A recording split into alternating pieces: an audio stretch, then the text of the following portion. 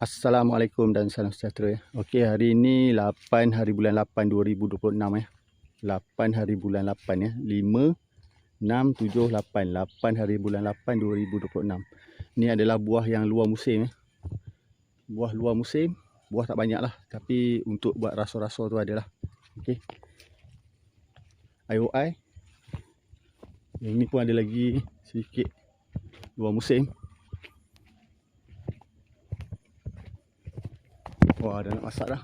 Okey, aspal 50. Ni aspal 50 eh. Aspal 50. Jangan kecam saya. Yang ini motong. Okey. Motong ya. Bulan 8 punya buah. Dah nak gugur. Tengok tangkai dia.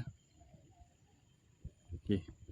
Untuk yang order motong dengan saya, buah tu belum ready gugur lagi. Ada dekat belakang tu ada banyak lagi durian motong. Okey, yang tu nanti gugur baru saya roger Untuk yang ini untuk saya makan dulu. Okey, tengok buah ni dah nak jatuh tangkai dia. Kalau saya buat macam ni, maksudnya buah ni dah masak lah.